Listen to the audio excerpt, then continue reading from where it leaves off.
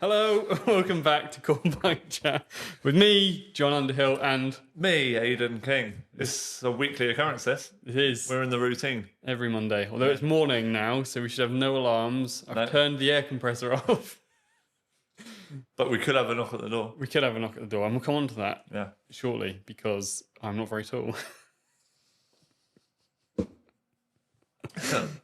So last week's episode we put together with our slightly new setup, and instantly we had a decent comment on one of our episodes. Well, we had a comment. Yeah, Yeah, no. which is good. They enjoyed it, Yeah, which is good, positive. And we've tweaked it a bit more for this one, so yeah.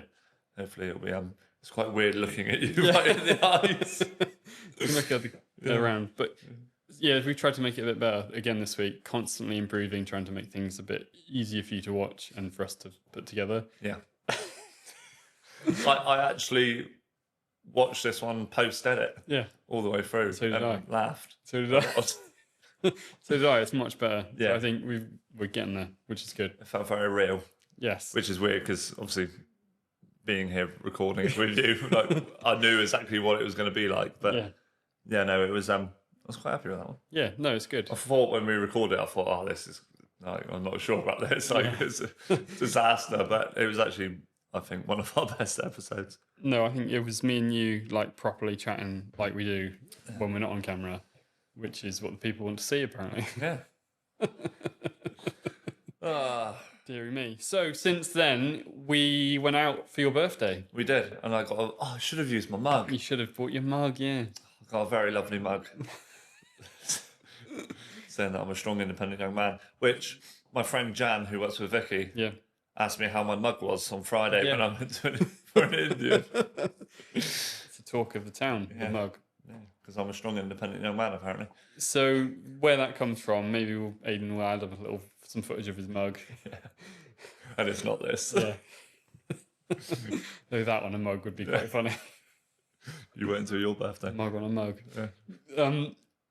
When we're in the studio, generally on a Monday, Aidan will come down. It's our day where we work together. Sometimes we'll have appointments, people pop in as well. But Aidan's generally down here on a Monday, so we can kind of formulate the week, film a podcast, Fix my bike. fix your bike, and often it results in fixing Aidan's bike or tweaking something, or something's going on.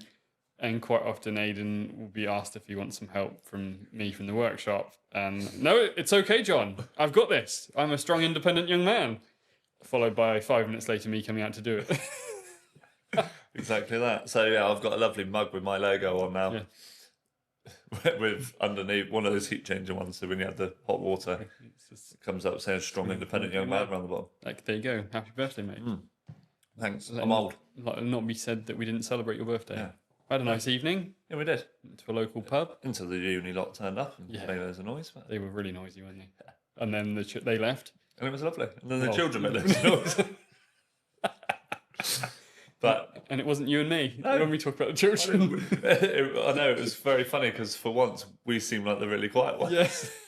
But no, it was lovely. So Good. Thank you. Happy birthday. Thanks. And you announced on Friday last week your no-pin stuff that we talked about in the episode that we caught you off guard with. It's official from today, day of recording. Today. I get my code for followers and stuff today at some point, so I'll leave that in the description. Yeah. I haven't got it up till now. No. But I imagine it's probably going to be Cycling Chef something or other. Something like that. Even though I've disbanded myself from that name. Cycling Chef. But let's put that on the bottom of the video as well. So it should be flashing up right now. Yeah.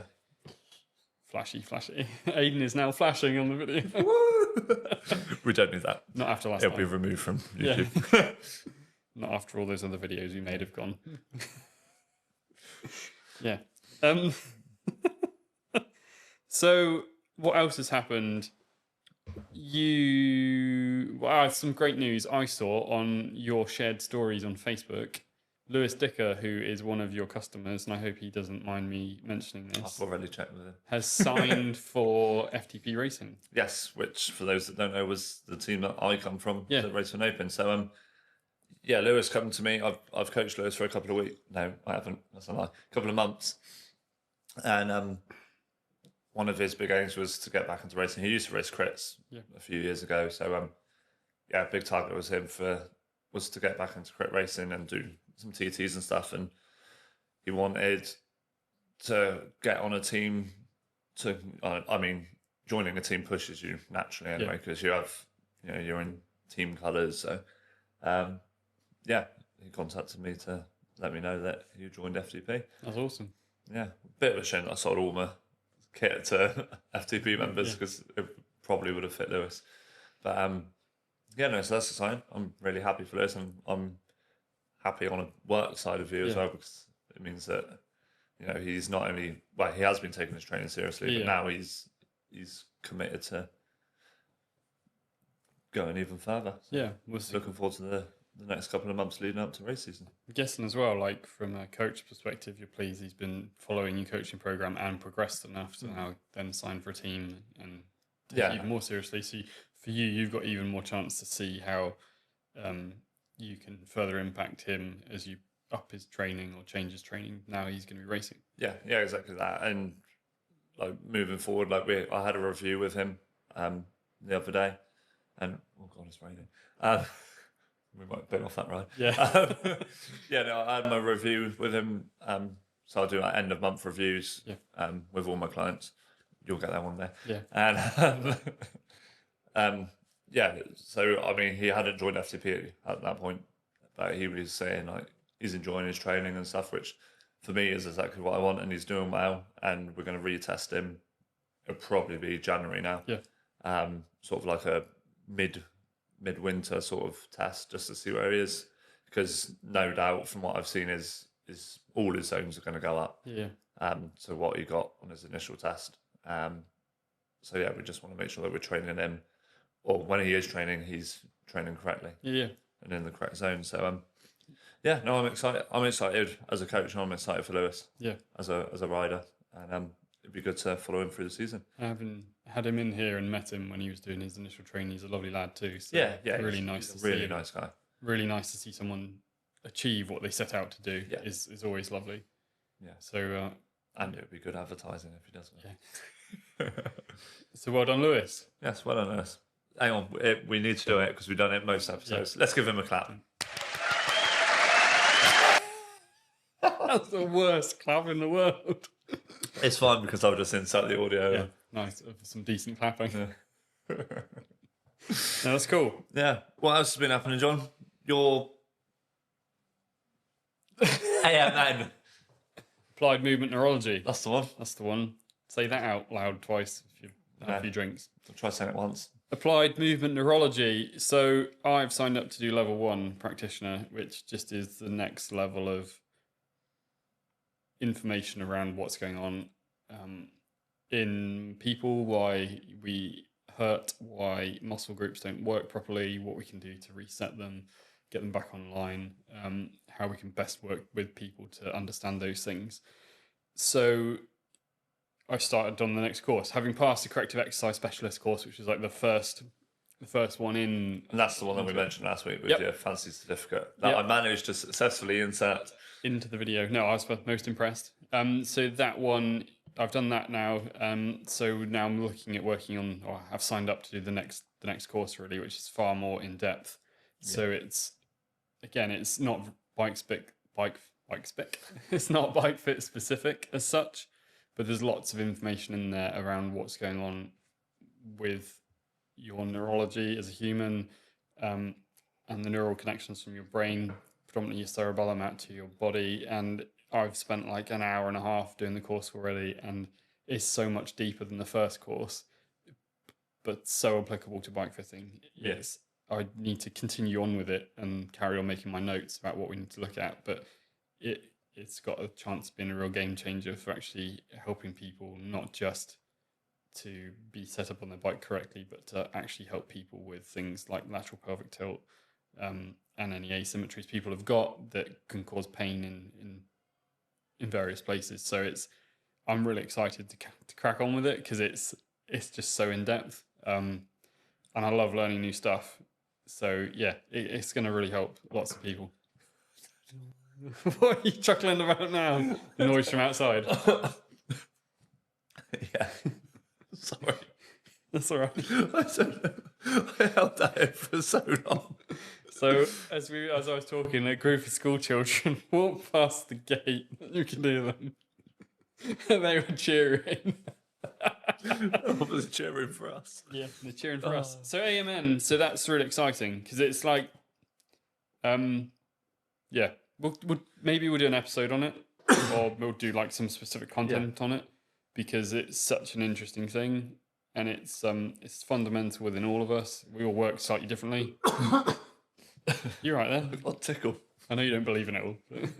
No, but it's real, and there's a real positive to it all. So it's got the potential to be really good.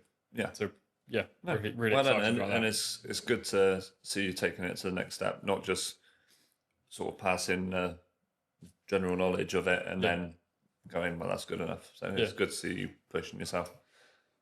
Well, like everything, you want to keep doing things and keep learning because you don't know it all. No, and also things change. I imagine it's the same with bike fitting. Like I know for a fact that last year you went to Bath and done like bike fitting masterclass update. But you know, I guess it will change. Same with like training and nutrition. It all changes. Like how people bike fit now is not the same how they bike fitted 10 years ago. Definitely, and I think it's a bit like coaching as well, in that you realise that certain things in the industry weren't quite the right suggestion, or we learn a little bit more. So we've seen it in the Tour de France this year with people actually eating and maybe carrying a bit more weight, but being able to perform much better. So what we're doing is continually checking back in with what the industry's doing and what the current thoughts are, and making sure that we're not working to some outdated rules or outdated sort of thoughts on things. And I think it's really good to create your own thoughts on what works based off of your own information, but then to go to a group of people who also work in that field or are specialising in it and challenge them, ask them, get some feedback and share some thoughts around the room about what is the best way to overcome problems and put things right. Yeah, and I mean, coaching is that same because everyone coaches in different ways. Yeah. Like I've got a group chat with a few coaches that I've got in touch with through the Training Peaks like Facebook group thing, and you know, from time to time, I've really got a tickle. Yeah. from time to time, we'll talk about things that we're coaching, like certain workouts and stuff, and just get other people's like peer assessment on it. Yeah. You know, and it's not there to go, oh, I'm doing it this way, this is the right way. It's to get people's feedback, and because, you know, especially me with only having a couple of clients at the minute, that people might have tried this with more clients and not got specific results or something like that. So, yeah, no, I think peer assessment in general, not just in coaching or bike fitting, but in everything is something that people should do. Definitely. And it helps us grow. Definitely. And we don't always get everything right the first time. And I think like people seem to think like coaching is a progression of something. So you start from here and you trying to get to here, but the path isn't linear. It's and it's the same with anything. And I'd say it's the same with bike fitting. People seem to think it's a silver bullet, like you do it one time and it's done. Yeah. Well, a bit like hydration when we were talking to Stefan, and I finally finished all the recording bits for my sweat training week progress, and it was very interesting because I done a 4.5 hour ride on Saturday, and that threw a massive spanner in the works. But I think it's really interesting having talked to you a little bit about it and listened to your message to Stefan. What you found makes sense. Yeah, I mean, it was a very easy ride. Yeah, but it makes complete sense as to the data that you're seeing, on the information that you're seeing.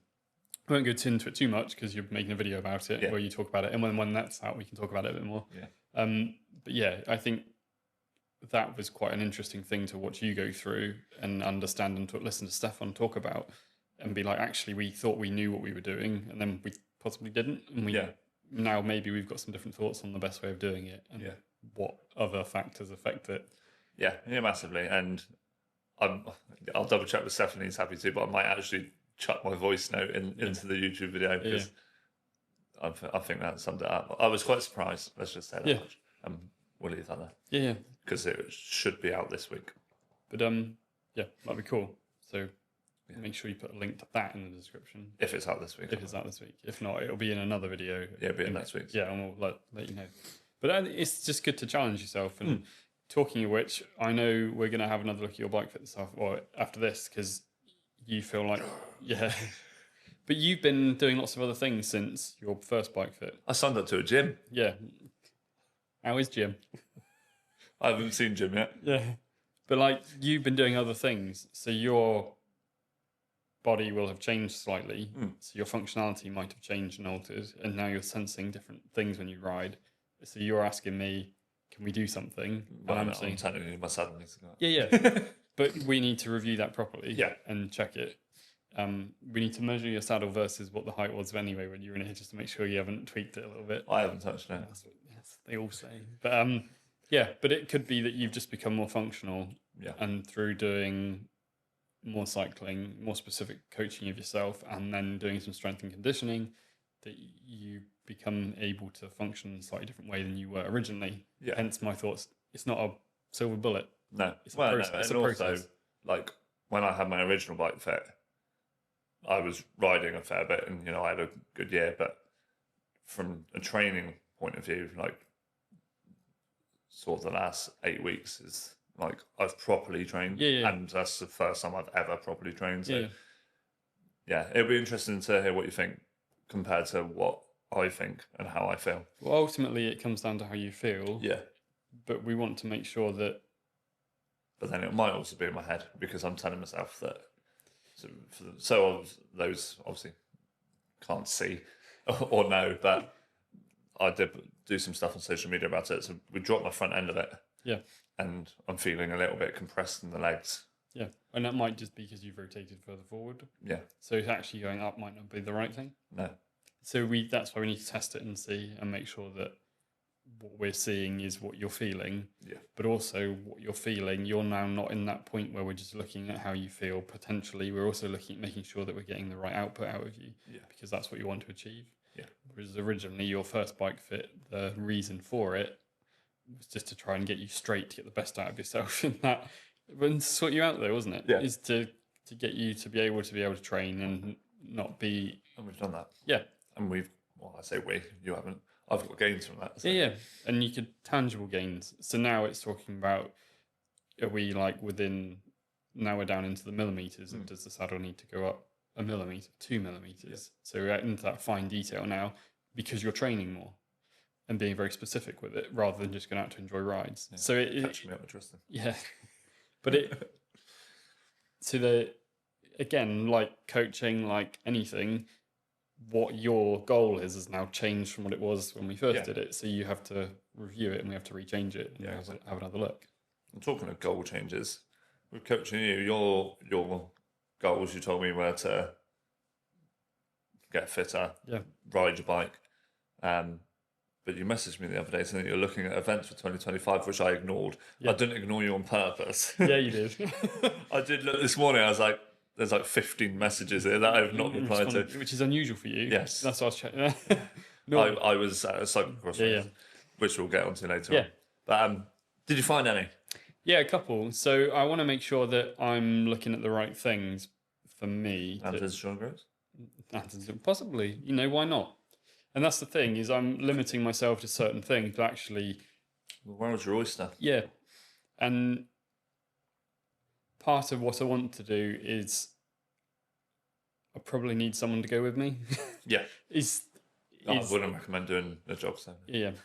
But I probably need to find something where I can take someone with me, because although I work in the industry, and I just need that gentle push to start me. Yeah. And I also need that goal to work towards. So I was doing some soul searching over the weekend and thinking about life and what food I consume, what fluid I consume. This is getting very deep. Yeah, but it's important though, isn't it? Because it is real. But like, actually, what do I want to get out of this?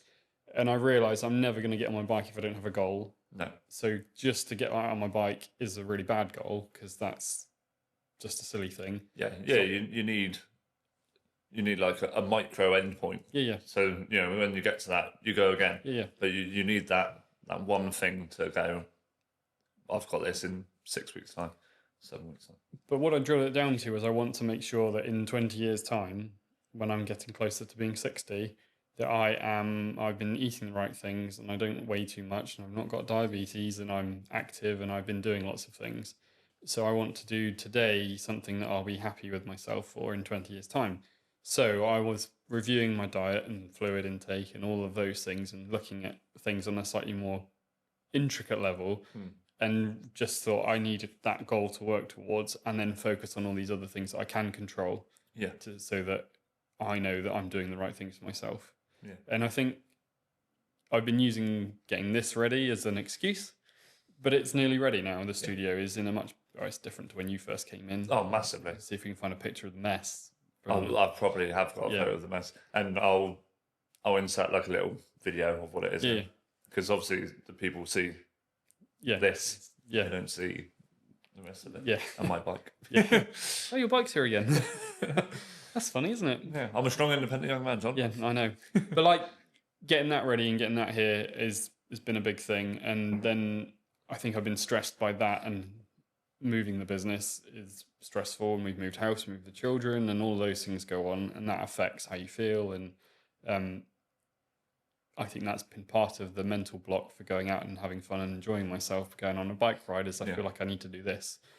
And this is at the point now nearly where I feel like I can invest some time in myself again and go out and cycle. So actually when I'm here, I'm in a better mood. Yeah, it's been quite interesting following you from, because I mean, we met, you hadn't been here that long. No.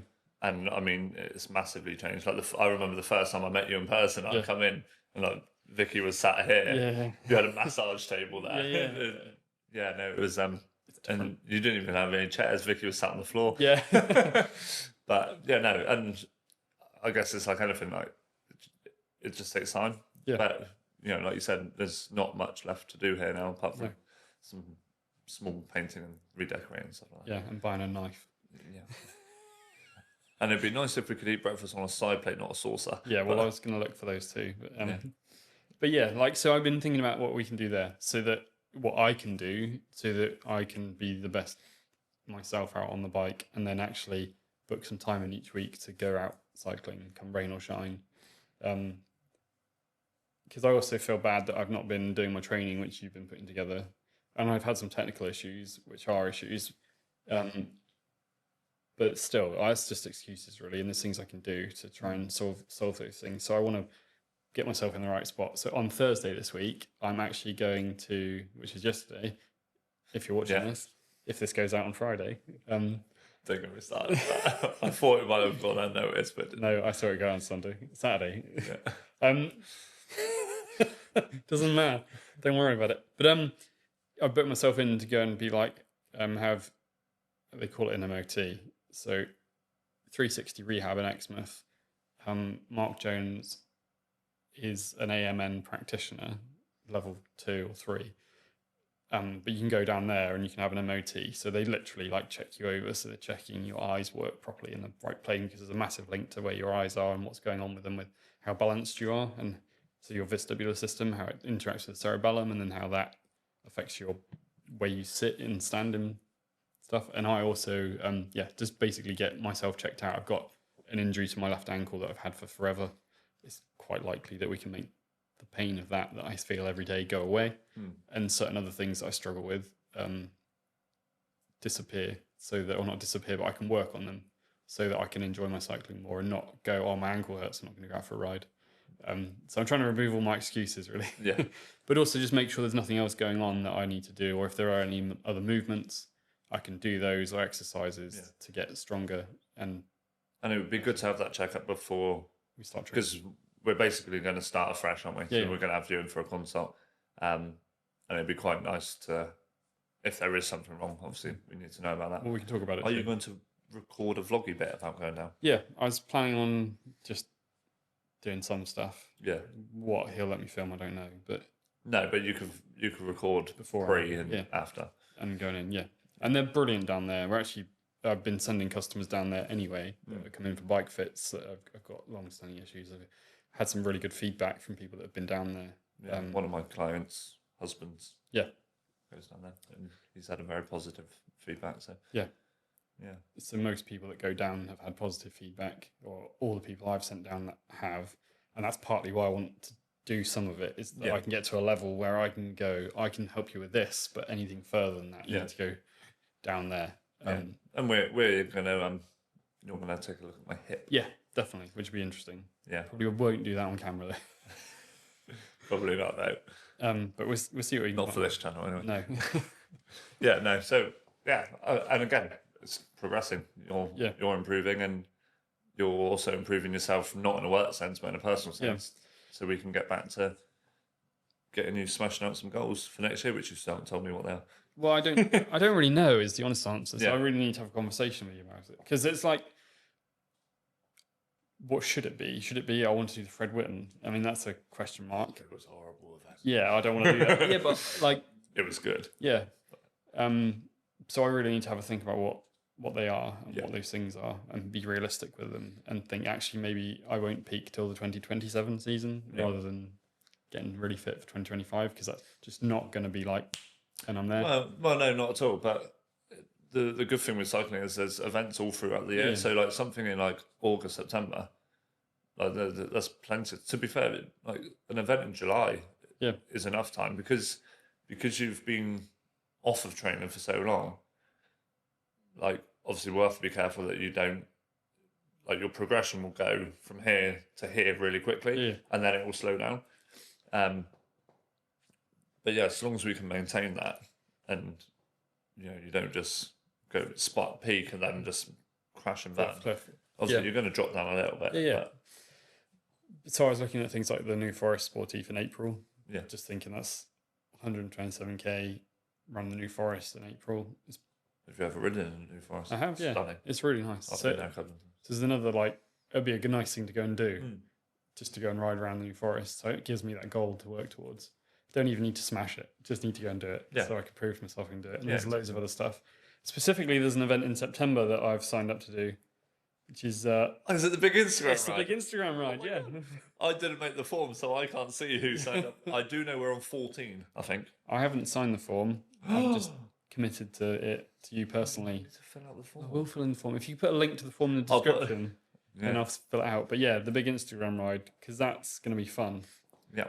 And we have an Instagram now as well. We do. At Big Insta Ride. Yeah. The big Instagram ride was taken.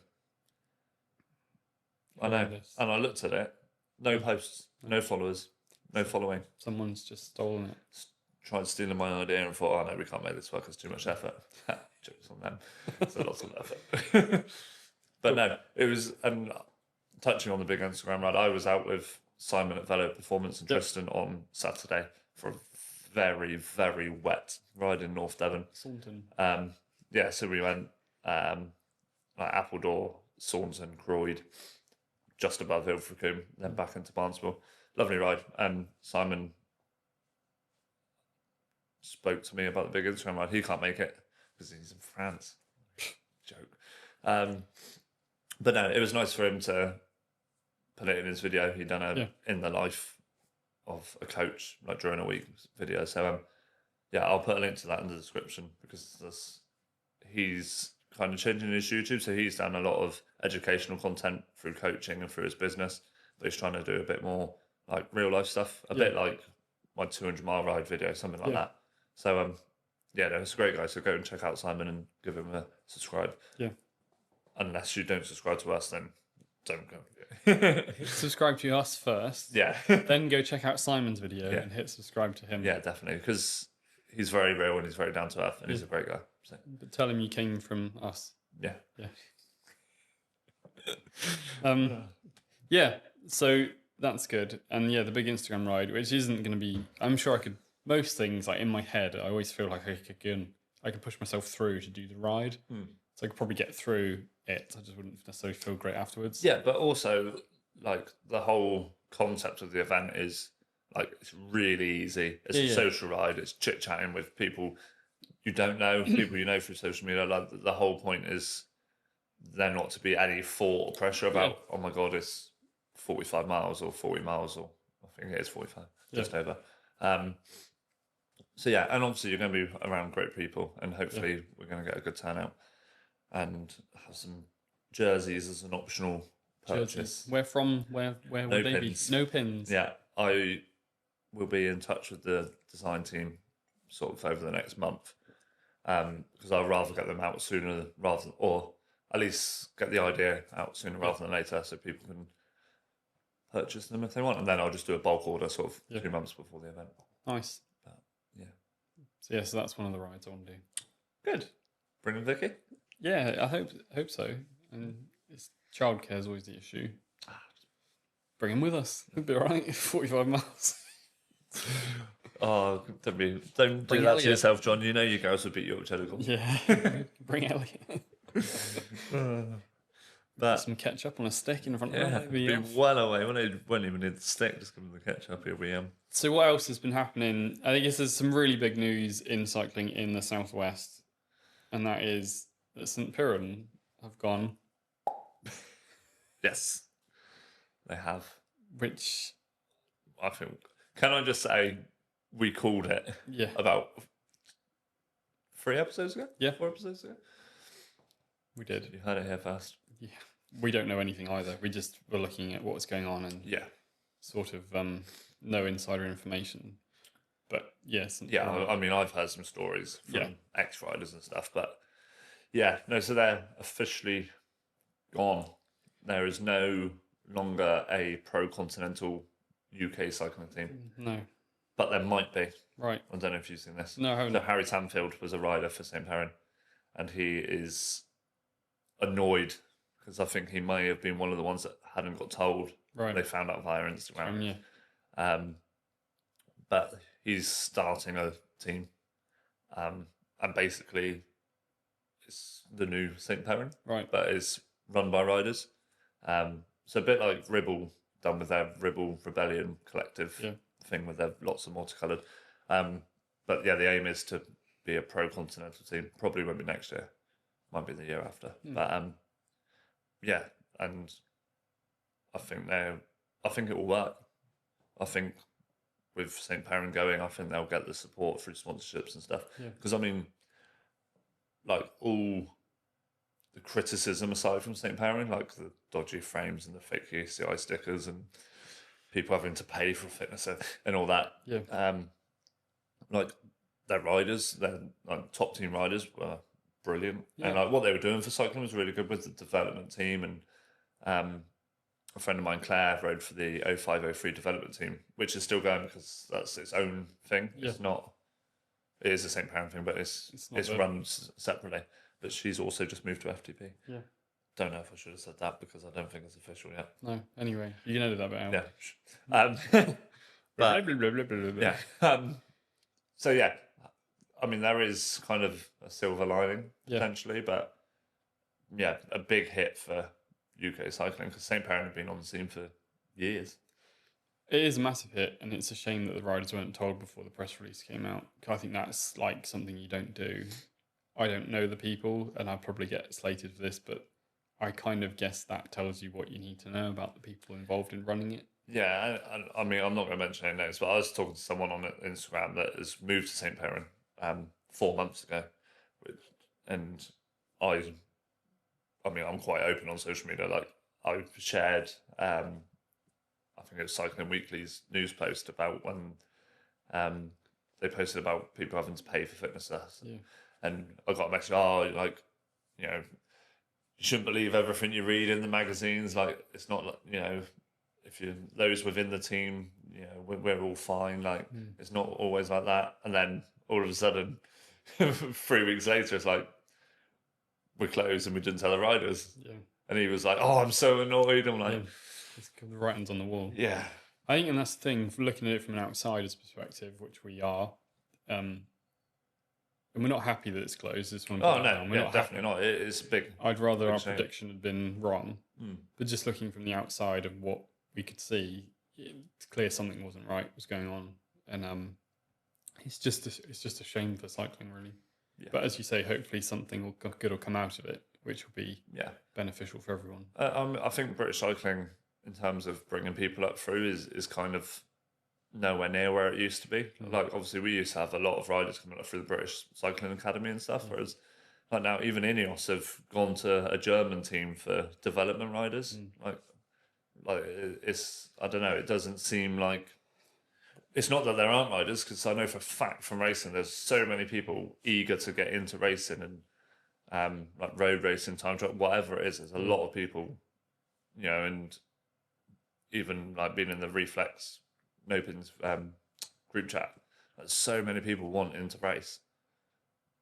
But I don't know if it's a funding thing or, I mean, like last year, we almost lost the Tour of Britain completely. If it wasn't for Lloyd's taking on sponsorship, there wouldn't have been a Tour of Britain. Definitely sounds like a funding thing. I mean, I would imagine it's a funding thing. And it's odd, isn't it? Because there was a massive amount, not resurgence, but a load of energy put into cycling after the 2012 Olympics. And we saw Ineos, who'd been Team Sky previously, on top of everything, taking on loads of British riders and whatnot. I mean, you've got to ask questions around like what's the direction and who's driving Ineos, and because at that point it was Sir Dave Brailsford. Yeah, now he's obviously stepped back and it's Radcliffe. Yeah, just maybe the direction's changed. And I think GCN did a video on Ineos and they interviewed Luke Rowe, and I remember Luke Rowe saying, like, back in the day when Dave was Brailsford, he was there at events, and if it wasn't right, he would tell you, and you would get your act together. And I think it might be a case of like too many chiefs and not enough Indians. Yeah, and like just managers here, there, and everywhere, and if you've got an issue down here, it's got to go through 15 people before it even gets to someone senior. Rather than someone just being able to talk about it. It's interesting, isn't it?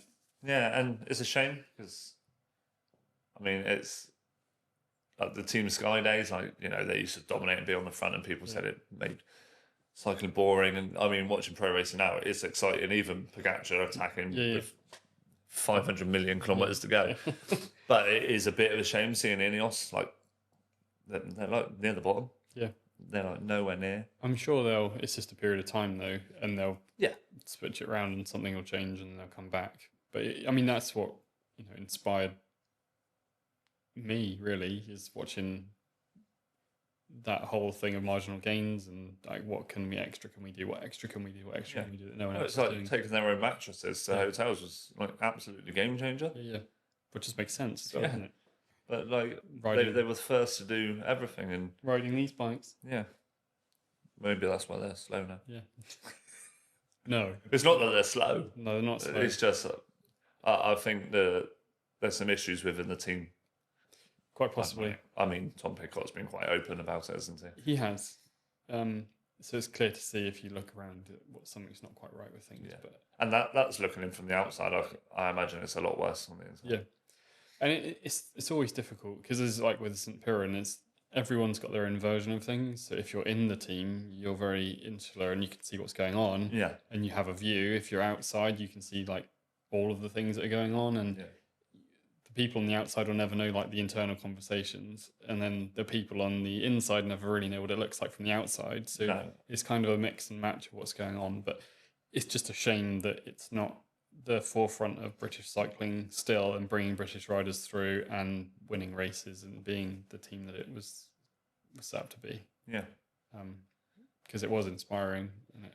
Oh yeah, massively. And like they advertise themselves as like cycling Cornwall, but I've seen quite a few posts saying like Cornwall has a lot of strong riders, and a lot of strong riders have come out of Cornwall, and a lot of people have said like St. Piran is not Cornish cycling. Yeah. Like there's more than that. But it is a shame. But hopefully the riders that have just all of a sudden got no, I mean, chances are they're not. Well, I know a few of them have got rides for next year, but like the season starts next month. Yeah. Technically. Well, hopefully they'll be able to find places to go. Yeah. And we could see a big boom in independent riders, because you can enter a national events as an independent, like a privateer. So that could be good. And I guess the lesson from this is don't put fake UCI stickers on your bikes with nail varnish. No. Yeah, if you want to race a UCI event, interesting. I mean, look, I questioned it because I got my bike from Ricky down at the St. Piran bike shop. But I've checked, my sticker is on there. Well, you're riding a proper bike though, so not a St. Piran bike, that one. Yeah. But should we move on from negativity? Yes. So other positive things. So what else is going on, Aidan? You were at the Exeter Uni cyclocross event yesterday. It was wet. So you're still drying out now, as we can see. Yeah. And you can smell if you're in here because Aidan's shoes are on the radiator. Yeah. Hoping they're going to be dry. Yeah. Hopefully. You'll put them somewhere else. Cause Well, they were in the airing cupboard at Beth's, but she asked me to take them out. So go back a few episodes, we had Libby down from Exeter Uni, and since then I spoke to her and Travis Bramley, who she mentioned, and I went along to the Exeter Uni to help Marshall. Yeah. And it was, interesting. They had a crash, we had to change the course, and they changed the course and made it worse. Nice. Because they put them right through a bog. To Little Silver, right? Yes. And I did warn them that it was a bog because I used to do motocross there. Yeah. Where they were putting them through. I said, let's just go to fill up with water. Yeah. Nice. But you had a good time. Yes, I had a good time, and the riders had a good time, and the feedback was it was a very good course. And I mean, it was proper cross conditions. It was basically raining throughout the day. Yeah. I want to set a few photos because, there was... You took one or two, didn't you? 500. That's the edited down version. Yeah, it was 624. Nice. But, and a few of them got used on Cycling Weekly. There you go. On the race review. Nice. But, no, it was good. And it was actually good to see, talking about teams and talent, it was good to see. So they had the Welsh national champ there, and he obliterated everyone in the senior race. But, like, local club-wise, like, there was a lot of Exeter wheelers there. Yeah. There was a lot of Mid-Devon Cycling Club there. So those clubs around us, especially, it was really good to see them there. And Travis and Exeter Uni done a great job hosting the event. Yeah. Like they had coffee van, and I mean, as soon as I drove in, like the car, well, that's the car park, it's a field, but it was just absolutely rammed. Like there were people there, so they had a good turnout. Someone I do strength and conditioning with, Catherine, she won the vets race, and she on Friday come third in the vets worlds. That's pretty good. Cross. So I was surprised she was even there, to be honest. But it was a great turnout, and it was quite interesting to watch because I've never been to a cross race. I've seen bits and bobs on TV and thought that looks like carnage, and it was. Yeah. And part of me was watching. I was like, I might give it a go. I quite fancy this. Doing mountain bike and stuff. And then walking back, I saw everyone putting their muddy bikes in the cars, and I was like, no. Definitely not. But no, it was nice to be back behind the camera. Good. So that's good. Well done, Libby. And Travis is likely to be a guest at some point. Yes. He is very keen for coming down, and it'd be good to speak to him a bit more about the depths of organising events, and also his past, because he was a GB triathlete and he races gravel now, so it'd be good to get him down for a chat. Definitely some interesting insights into what's going on in cycling in Exeter. Yeah, and he's a nice guy. Yeah, always helps. Yeah. We don't like not nice guys. No. Or nice girls. Yeah. Because no one else would have us. Update on Exeter Uni as well. Go on. They released their final Movember fundraising. Oh yeah, how much they raise? Just over £2,000. That's pretty good. Yeah, £2,068, I think it was. I feel like we need to clap that. 2 in one episode. Yeah, I know. Yeah, so well done. Yeah. Exeter Uni and Libby and Travis and everyone. No, it was a great achievement, and then for a good cause too. Yeah. So well done. That's good. Yeah. What else have we got going on? Next. What other news? You looking at the sheet like it's not there. The armour people. Armour people. The armour people. Let's talk about the armour people, John. The armour people. So it's another potential podcast guest at some point. So we're based in Topsham. This is where the studio is. On the beautiful Ex Estuary. The beautiful Estuary, which is very beautiful. And I had a bike fit customer come in the other day. We did his bike fit, got chatting. He's like, "Oh, do you know Chris Batten, who lives in Topsham and runs a cycle clothing business?" I've never met a guy in my life. How long has he lived there? Oh, like 15 years. Blimey, probably should know him. So he put us in touch. And Chris runs a company called Armour Alto, which is like a they make cycle clothing, but it has impact resistance and some skid resistance material. It's not in white bib shorts, No, is it's it? not. It probably should be.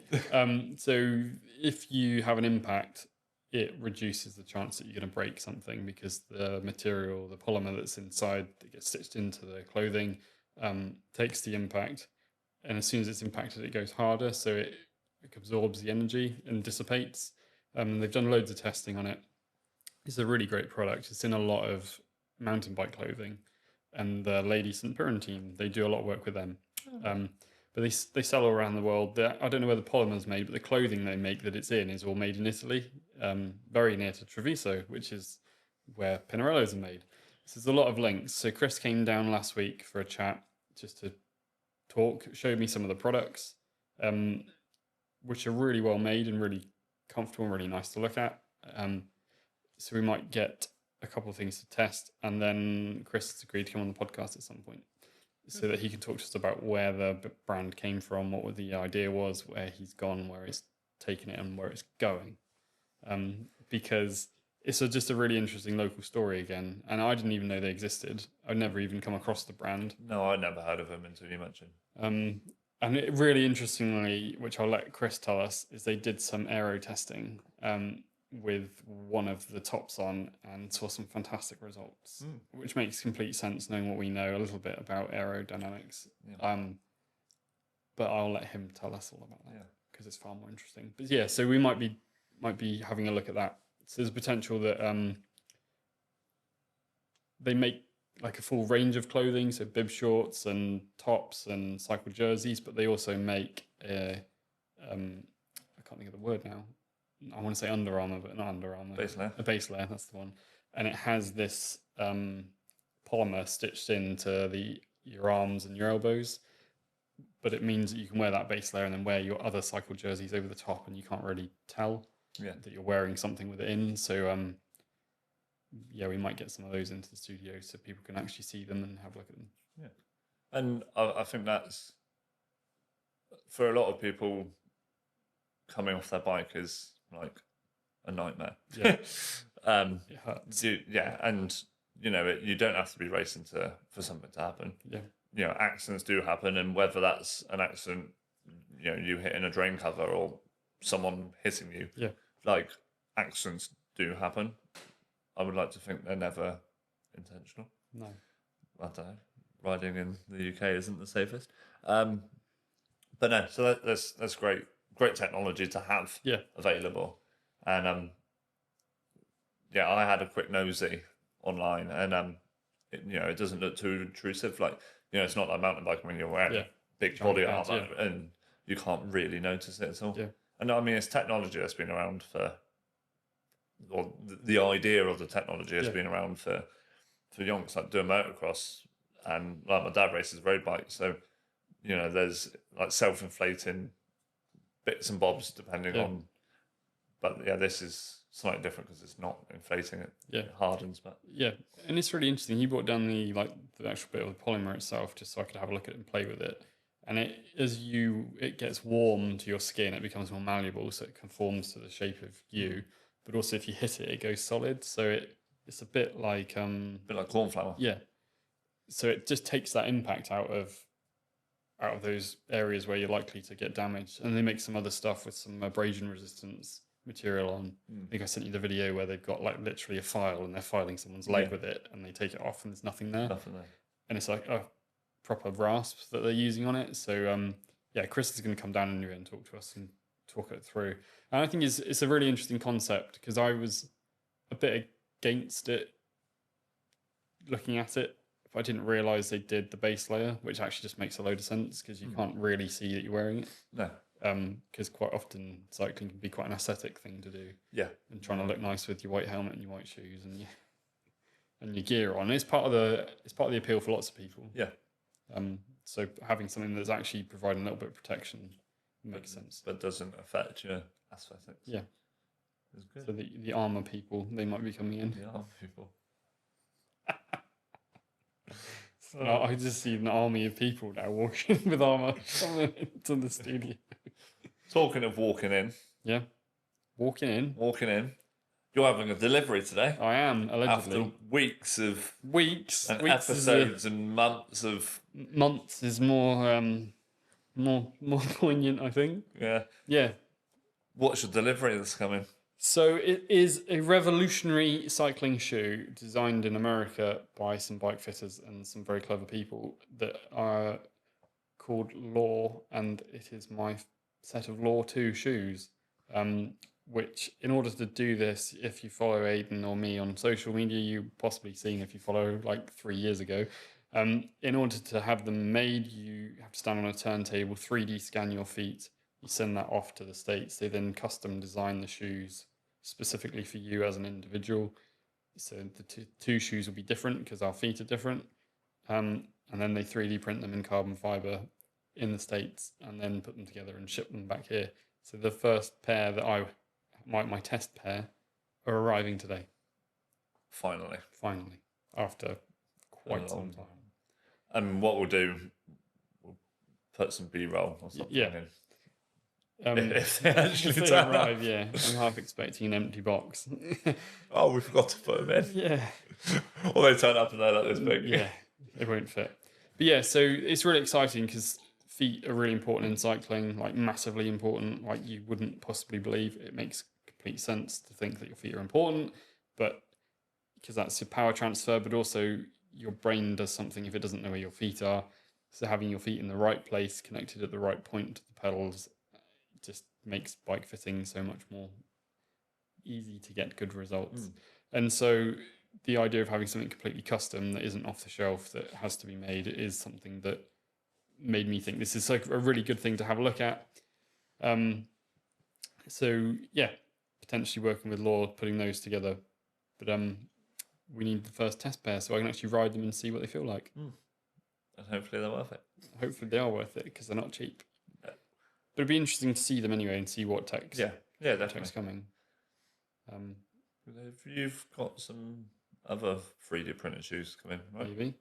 Yeah. So also, it's a company in Germany called Hezo that have been putting 3D printed shoes together. Slightly different concept of how they manufacture theirs, but actually use your phone to scan your feet on a piece of paper in the right orientation, and you then scan your feet individually and send that off to them, and then they 3D print you a slightly different construction. So it's like a cradle, and then there's an insole sock that goes in. Right. And we can put some pictures up of those too, but we've got a pair of those coming too, so we'll be able to compare them a little bit. They're much cheaper, so and they will be here a lot sooner than the Laws, but it would just be really interesting to be able to compare the two different shoes in terms of what you're paying and what you get, and what other things need to happen to the Hezos versus the Laws, which should have all of the proprioceptive arches installed specifically for my feet. Also, the cleat location for them is baked in, so it should be literally because they can figure out where your bones are in your feet. They put the cleats in the right place. You still obviously have cleat movement, but it'd just be interesting to see if they get it right. It'd be quite interesting to do a video on you doing like the same ride, like just a simple ride in the Laws versus the other ones versus a pair of Crocs. Yeah, and maybe a pair of Lakes. Yeah, and maybe a pair of Bonds. Yeah, and maybe DMTs, and we could have a look and see what they feel like. My feet are quite sensitive anyway because I wear barefoot shoes, so my feet feel changes in undulation, and they're quite connected to stuff. It's another health benefit of wearing barefoot shoes and whatnot, and we'll talk about that in another video.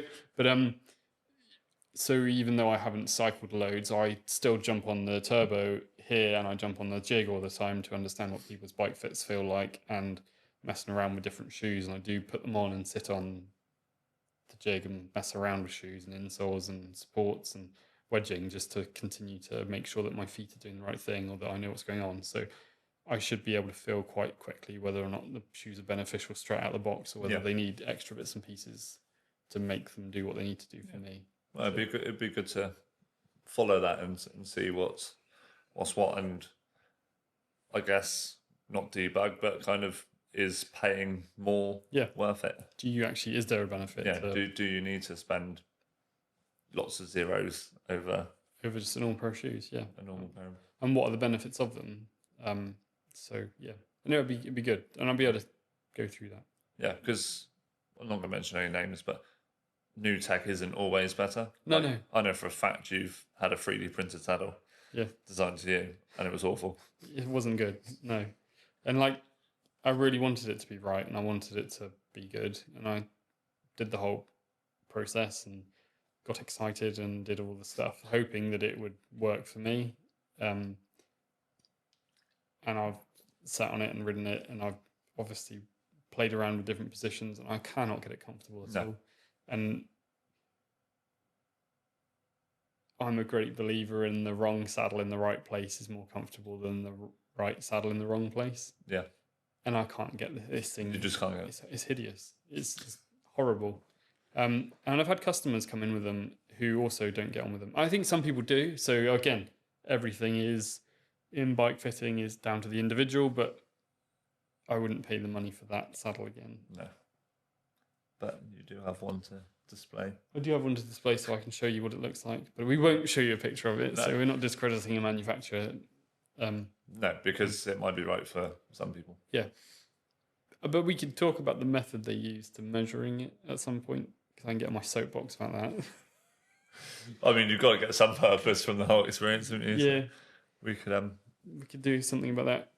Yeah. So I guess a good question out there to the people watching would be, what else do you want to see? Because we can happily talk about stuff each week, but we can talk for literally hours. It was literally days.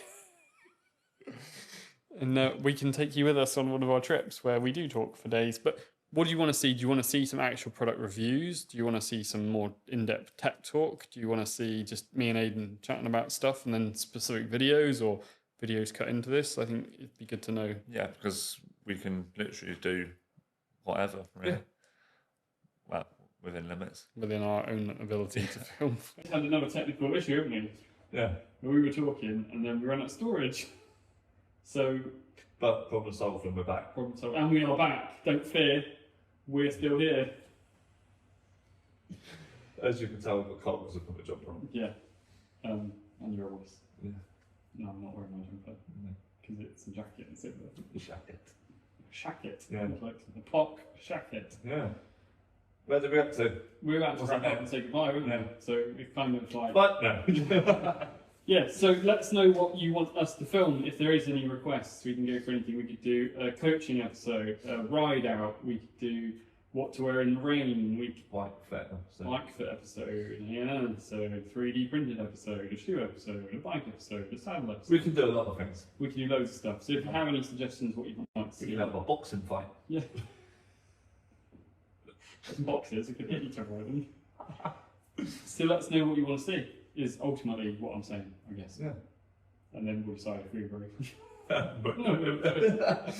No, and yeah, we really need to knuckle down with actually recording things, like your training. Outside stuff, yeah. Other bits and bobs. So we're busy. Yeah, we've got loads to do. We've got loads to do. But it'd be good to get some feedback on what you guys want. Yeah, definitely. Like, and whatever it is, we figure it out. We've got loads of kit here, so we can test loads of different things and do loads of different stuff. Yeah, and it'd be, let us know what you think about the video changes with the different cameras and bits and bobs, because we've changed it again from last week and we're more zoomed in on the face. Yeah. I think last week's episode was good, but we might need to change this up again a little bit, but we can get there. Yeah. All in good time. Still weird. I'm going to have to start wearing sunglasses. So. Yeah. Looking at me. Looking at you deep in the eyes.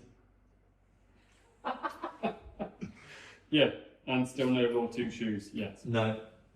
I was hoping they were going to knock on the door as we mentioned Law. And then we could do a live unboxing. But you know what happened, we'll start this, put it together, chug it in the thing, and then they'll turn up. Yeah. But then we'll film it. Yeah. Maybe we'll just sit and wait for Yeah. 5 hours later. No. So, yeah, they're probably not even turn up today. But hey, no. Anyway, yes, Christmas coming up. And my birthday. I know. New Year's Eve. New Year's Eve. What day? Christmas first. Christmas first, yeah. What cycling related gifts will I get myself this year, I wonder? I think that would be good. We'll do like a what to take with you on a winter ride, or like riding in the rain, and what to think about. A Christmas gift video. Yeah, Christmas gift ideas for something. GCN do every year. You could get someone an Aidan King cycle coach voucher. Yeah. Well, funny enough, I've already had someone ask me about a voucher. Yeah, nice. For a testing voucher. That's good. Yeah. I haven't done it yet. No. I need to. It's on my list. If you want to call back the voucher of any value, you can go to www.callbackfit.co.uk, click on the shop vouchers. You can purchase them a £10 voucher, a £20 voucher, or the full cost of the bike fit. £1 million. What's 1 million?